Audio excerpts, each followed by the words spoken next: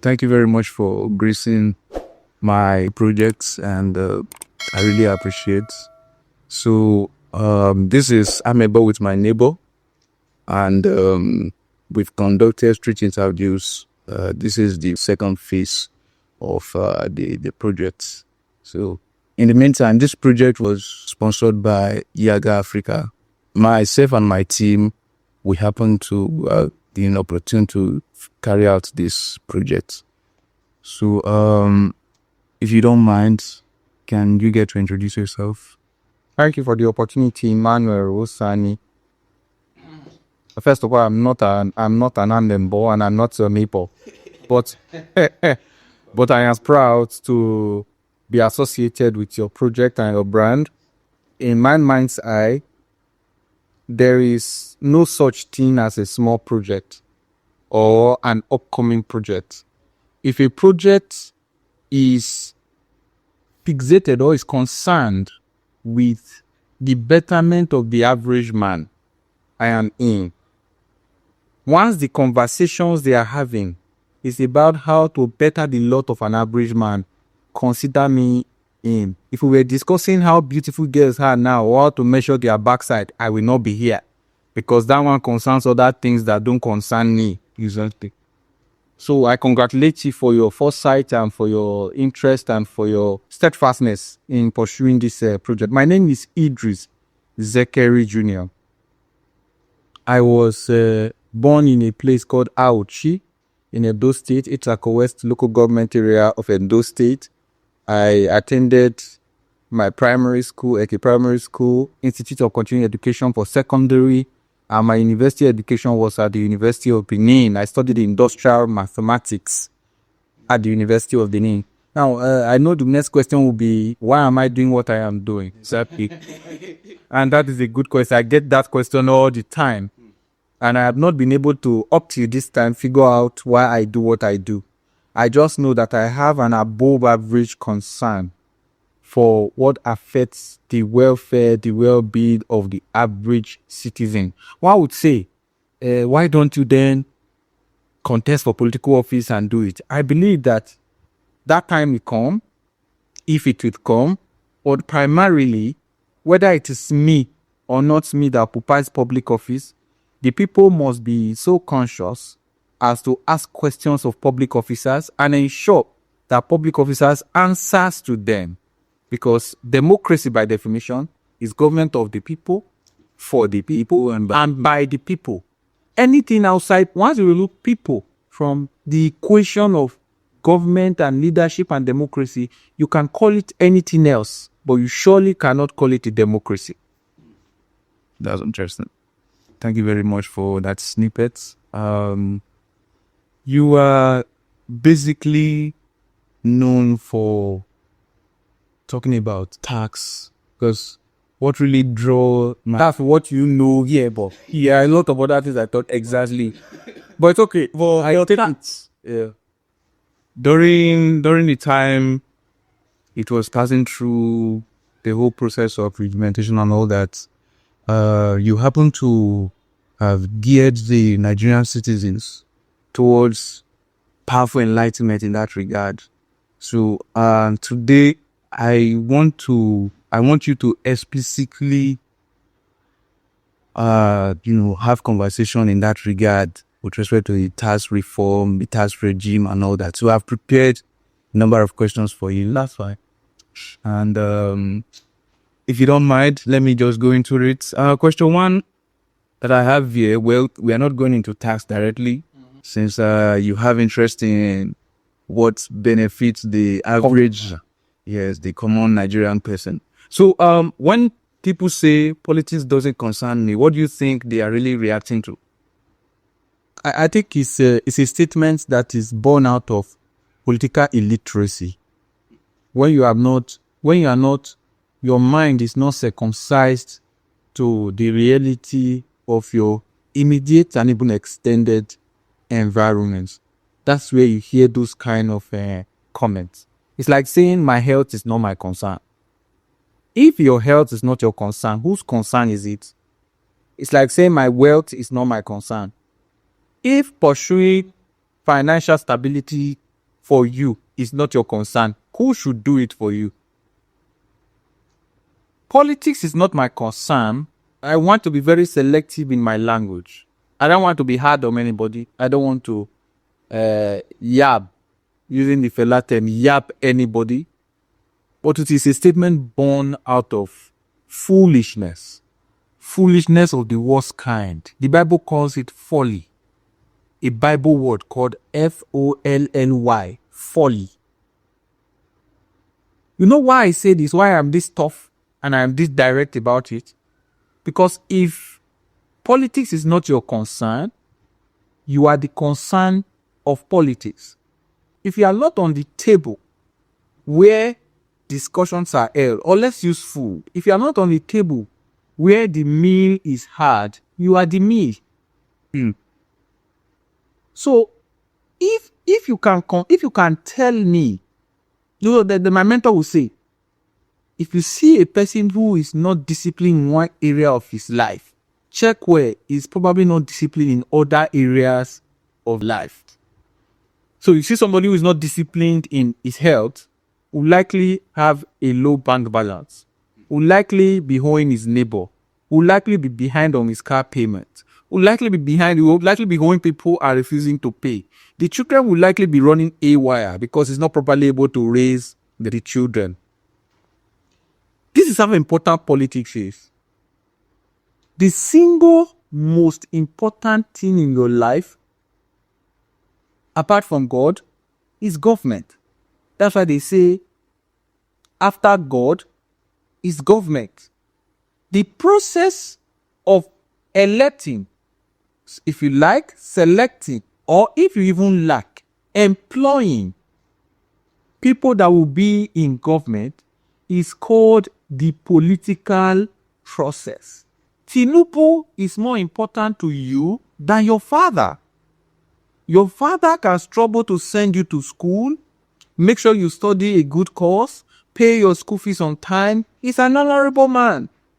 But if you get out of school and you are not able to access jobs because the economic policy or the employment policies of the government is so that it cannot provide jobs for graduates, you are as good as somebody who did not even go to school. And it's even double jeopardy because you are not educated. There are certain kind of jobs you will not do. But the man who did not send his child to school, the man's children can do bricklayer, can do keke driver, can do anything. But you are studying law in the university. You can't do that.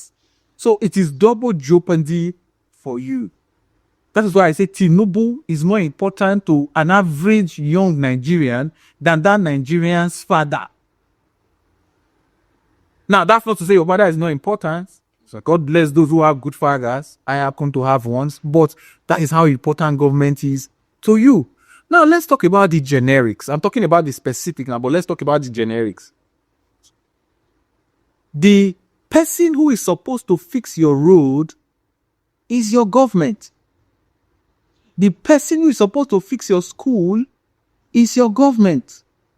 The person who is supposed to fix security, that today you cannot travel by road. Just yesterday, there was a kidnapping incident at the Benin Lagos Road between Okada and Benin City. The person who is supposed to fix security is government. As a matter of fact, you're a lawyer.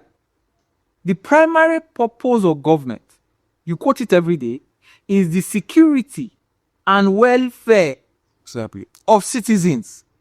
So if the man who is supposed to fix all these crucial aspects of your life, to make your life livable, to make your life worthwhile, to give you a dignified existence, you say the process involved in the recruitment process is not your business. My question is, what is your business? So in the final analysis, as a citizen, you must be concerned about the process of political leadership. If you say you are not interested in politics, I guarantee you, so help me God, politics is interested in you. if you, especially the intellectuals, let me speak to the intelligentsia now. The intelligentsia I mean by those who have acquired an education, or who have acquired some level of enlightenment. If you give, and this is worrisome, I need to divert a little bit. The highest people with voters card are the illiterates. The highest people with voters card are those who you call never-do-wells, agberos. You give them all manner of names. Go to Lagos. I just came back from Lagos. Each park is mandating its members to go get voters card. Like this park where they load bus, all drivers must bring their voters card to be able to load. It is that important to the man who is purportedly, quote and unquote, unenlightened. But to you, the enlightened, you are pontificating about government. You are pontificating about what government can do or what government should do. But the single tool, the single most important tool, voters are in Doha. And on election day, when the same Agbero that you abuse every day have gone to elect who will lead you, you are in the room analyzing it in your television and your radio. And then you are shocked that when you go to a polling unit, people take money. The people who are taking money don't know better. So when they go there, they take money and vote. But you who will not be able to be bribed, who cannot be bribed, you that is unbribable, you are too intelligent to participate in the electoral process. So that is why we have educated illiterates and we have literate uneducated. That's very insightful. All right, thank you very much for that, sir.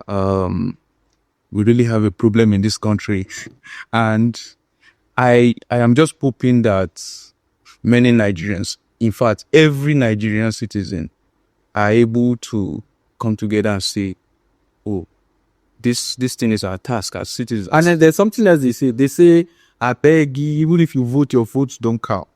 And this is the foolishness around that too. I'm using the word foolishness a lot because this is a very sensitive topic, and the message needs to be passed. If I think that by saying it less of foolishness will not pass the message, I will risk it and say foolish. The foolishness is this. Let's take a critical example. The last presidential election was tightly contested between four contestants. If you stretch it, 4 and more. So the total number of vote cast for all of the presidential candidates combined is around 23 million votes. Nigeria is a country of 230 million and counting. Some people say we're almost 300 million. I think the 300 million is more correct, but let's stick with the one that is statistically available. So less than 10% of the total national population actually went to vote in that election. Some people will say, no, children can't vote. Children are part of the population. Children can't vote. Okay. The total number of registered voters in that election is around 94 million. The people that actually registered and collected their PVCs, people that have PVC, 94 million. Only 23 million came out to use it. The others are using it to open bank accounting, to do PVN and the rest. Now you are surprised that the man you do not want is leading you and you are lamenting. Now, I'll tell you something. People say, oh, my vote don't count, the votes don't count. There is something called an overwhelming majority in any election. If out of the 94 million that registered voted, and 50 million voted, and out of that 50 million, 30 million voted command candidate, who do you think can change the election result of 30 million people without collapsing the country, without pulling the country from its sins? That is the kind of thinking that is lacking in our public space, that you see the kind of confusion you are seeing on a daily basis. So, whether to the right or to the left, if you tell me you are not interested in politics, I already suspect you that you do not understand to what extent politics is interested in me. Thank you very much for that, sir. The second question I have for you is, how should citizens understand taxation beyond the idea of government taking money from them? I think taxation is government taking money from you. So there's no understanding beyond government taking money from you. if you are asking me the consequences of government taking money from me, there are two ways I look at it. First of all, there's a misconception out there that I am anti-tax or I am against taxation or I don't like taxes. I would usually use this analogy. Taxes is feeding the goose that lays the golden egg. The problem with the Nigerian goose is that the goose eats too much and lays no eggs. So we have a fat goose, an inefficient goose that lays exactly the size Barren goose. a barren goose. So if the government in this case is goose and the eggs is the goodies that should come from the government, so road, electricity, water, a good life, economic empowerment of the citizens, because when everything works in the country, the economy of that country answers to the citizens. But if you have a goose that you are feeding and is laying no eggs, like we have in Nigeria, we have a government that has already taken oil money, that is taking money from import as by way of excise duties, that has recovered fuel subsidy and cannot explain where the fuel subsidy has gone. And when I say government, I'm not talking of Tinubu or just Tinubu. I'm talking of the federal government and the state government, even the local government. And this same government is now coming to ask you for taxes. What the Bible suggests is that if a man is faithful in little, you can then give the man more. That's what the holy documents suggest. But when a man is unfaithful in little, what do you expect that we do? Give him more? If a man is in a beer parlor drinking, let's say the man is a drunk, and you want to help that man, what is the first thing you do? Is to remove the man from the parlor. You don't go there and say, oh, I want to help you, I give you 50,000 naira as contribution to your life. The man immediately goes back. That drunkenness that has ruined him, you have just enabled the drunkenness. So we have people in government who are drunk with power and drunk with resources. The Nigerian people are suffering, and those who are in power do not know what to do with the resources with them. Now, the next reasonable question is, do we give them more money in their state of drunkenness, or do we get them out first so that they become sober before we can then hand them our hard-earned money? And in this case, this is not oil money. Taxes is hard-earned money. There is no soft-earned money in Nigeria. The nature of our life here makes sure that money does not come easily. So it is hard-earned in the qualitative reason of the name. So when you hand over your money to anybody, that person should be able to give you services commensurate to the commitment you have made. It's like you are buying a goods from me, or you are paying for a service from me. I should be able to give you commensurate service. So when the Nigerian man and woman starts paying taxes, the government should be able to show commensurate service. And we have started anyway, so this was when. We have started paying, just that the scales are still on our eyes. By the time they calculate it at the end of the year, the scales will fall off. So my insistence is that the Nigerian government should show us first doings with what has been given to them before requesting more from us. So beyond government taking money from you, your taxes are supposed to work for you. Your taxes are supposed to make the government more accountable to you. I want to ask you now, do you know the amount budgeted for health in Edo State? And even if you know the amount budgeted for health, do you know the specific hospitals that is going to be built with that amount? So that they say there's no hospital in Ugbo. There's no primary health care center in Ugbo. This year we have budgeted 200 million to build a primary health care center in Ugbo. So that at the end of the year, you and I can go and say, okay, they say they wanted to build a primary health center here. Where is it? We can go and assess it. Nobody tells you anything. So how can you now hand over your taxes to people that cannot even tell you the truth about what they plan to do with your money? That is the crux of the matter. Thank you very much for that, sir. That was insightful, and I just pray, or I hope rather, that the scales fall off as soon as possible. They will, once you get your first debit alert, you will wake up, unless somebody somewhere has tied the destiny of these people. It's possible that somebody can be stealing from you and you still worship them. But I don't see it happening. I just pray. This case will follow us. It's only a matter of time. And the politicians know. That's why you see they are talking about the taxes. They are not implementing it immediately. They are allowing the system to blow. They may get to the end of the year now and say, we have decided not to implement the new tax policy they say. Because the next year will be election year. So they are smart. They are not stupid, yes. The guys who are dealing with are not stupid at all. Okay, our very last question. What practical steps can citizens take to influence governance without holding political office? Practical steps, you say? Yes. Number one, lend your voice. You may think we are wasting our time by discussing these issues. No, we are not. We are crystallizing ideas. We are painting pictures of the ideal society we want. You cannot, there is no building that you see built that was not first built in the mind. It's called goal setting. In politics, we call it agenda setting. You must set agenda for government. You must let the government know what you want so that they don't assume that they know what you want. Assumption is the least form of knowledge, and it's an assumption that we are dealing with. And you see, government officials just come and do things because they think you need it. No, our government, there's no need assessment. There is no need assessment. That's the right word.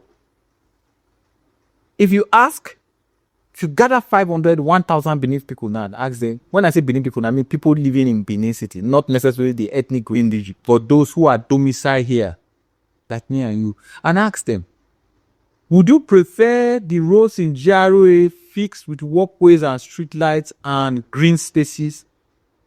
Or would you prefer a flyover at this water? You and I know the answer, because when it starts raining now, you cannot leave this place. This whole place is swampy. But because the government has not done a need assessment, they are doing the right thing at the wrong time. So lend your voice. Avoid psychophancy, unmerited praise. I used to say, if I tell my Christian friends, I say unmerited favor is fraud. Because that favor that you are getting that you did not merit, someone merited it that has not gotten it. Exactly. The easy way for you to merit the favor. I cannot come and, because I have a friend who is Chief Justice of Nigeria, cannot make me a lawyer. I have to put my nose to the grindstone, go through school and do 5 years of law, and then go to 1 more year or 2 of law study. And you still have to go through pupillage. And you have to go through the process. But when I now call myself unmeritedly favored, and then I wear a gown and go to court, no matter how eloquent I speak, I do not have the qualification. If it is true for law, it is true for engineering. If it's true for engineering, it's true for civil service. If it's true for civil service, it's true for football. Nobody can convince me that the 11 that played the last Nations Cup is the best 11 in Nigeria, as good as they are. Because it's a country of nearly 300 million people. You must be interested in politics, because politics is interested in you. You ask for practical steps, and that's what I'm stating. I'll now wrap up with this. The biggest economy in South America is Brazil. Brazil has the highest population in South America. The biggest economy in North America is the United States, and the United States has the biggest population in North America. The biggest economy in Asia is China, and China has the highest population in Asia. The biggest economy in Western Europe is Germany, and Germany has the highest population. The biggest economy in Eastern Europe is Russia, and Russia has the highest population in Eastern Europe. Australia is a given. It's a country that's also a continent. But the biggest population in Africa is Nigeria. Nigeria is the 5th biggest economy in Africa.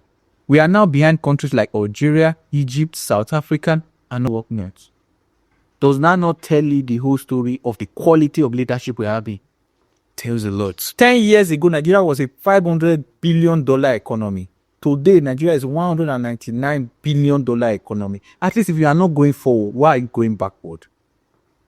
Stagnation is bad. What of regression? So an average Nigerian must take interest in politics. And that is my message. Take interest in politics, take interest in governance, monitor the resources, ask questions, and be bold. Nobody dies twice. Even the man who is angry with you will still die one day. You that they're angry with will die one day. So thank you for the opportunity to be here. And it's an absolute delight. It's an absolute delight to be on Amebo with my neighbors. I hope I've been a competent Amebo today. You have been more than competent. Thank you very much, sir.